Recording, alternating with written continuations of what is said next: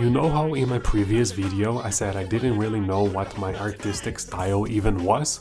Well, I figured it out. It was by playing around with different pencils on Procreate that I came across the water pen in the calligraphy folder as well as the olive pen in the Procreate library. And it was by exploring with them that I realized exactly what I had to do.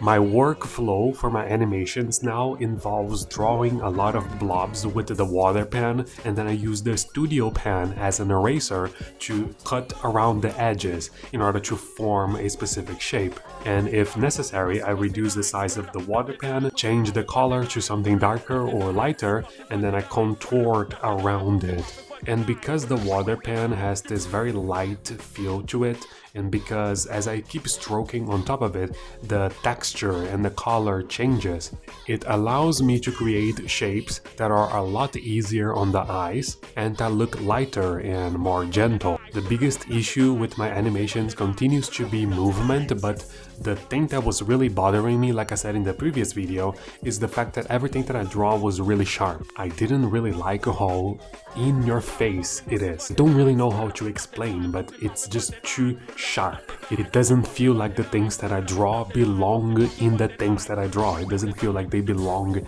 in the background. I wanted to do something that was easier on the eyes and that had a more subtle and gentle flow, and that's exactly what I achieved with this. During this period, I still did animations using my previous style, such as this one parody that I did of a TikToker, and this really garbage video that I did using a suggestion from the creator Insight on TikTok that got 5,000 views. I spent 6 months doing the Nikocado avocado animation and it didn't even gather 2,000. This shit got 5,000 on TikTok. But this new style is something that I'm really happy with, and it's something that I was trying to explore when I did the tying the shoes animation.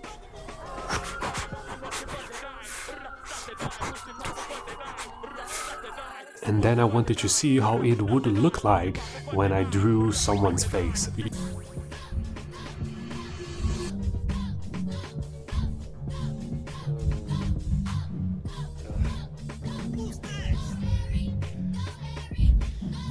Yes, the movement is still pretty bad. The way she turns to the side looks very abysmal, and I don't like it at all. It's something that I still have to figure it out. But all in all, this is looking much better to me than my previous animations. Figuring this out is something that allowed me to realize that I can actually draw whatever I want. No matter how bad my drawing skills are, and no matter how much I still have to learn how to do proper animation, I can draw whatever I want and I can animate whatever I want. And if I do, it's going to be easy on the eyes at the very least because of this technique. So I started working on this big project of mine, which is something that is still going to take a few weeks for me to finish. And it is something that is going to help me formulate my artistic theory. I mentioned that I have a specific theory. It involves music. The reason why a lot of my animations have so much music is because of this theory of mine, this idea that I have of making programmatic animation.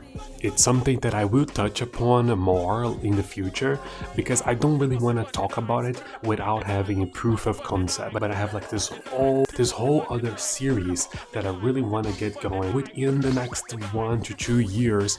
But right now I want to focus on this one animation and a couple of other small ideas that I have, and they are going to help me formulate this idea that I have. They're going to help me put this theory that I have into words, not just words, but into, well, the digital paper. You know, I will be able to have, again, proof of concept. This one project, it's about 25% done, and in doing so, I started to realize that I no longer care that much about the details in the background.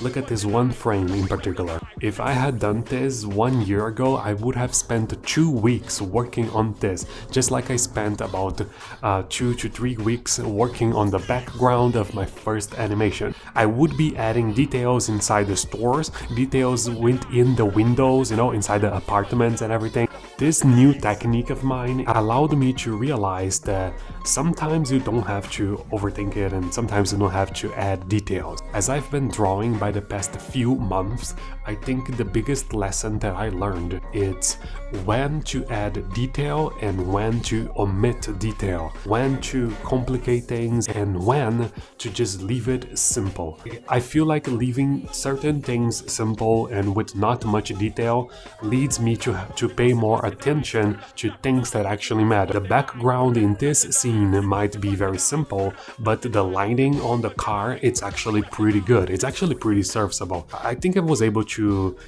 illustrate the light hitting the car very serviceably. Now, there is one thing that I would always simplify, even though I shouldn't, and that is the movements. This is something that I'm still working on, and I am moving away from it, like I said in the previous video. A lot of the times when I have a complex movement, or even just a simple movement that would take me 6 to 12 different frames, I would reduce it to just 3 frames for convenience, and that would lead the movements to look very junky and all over the place.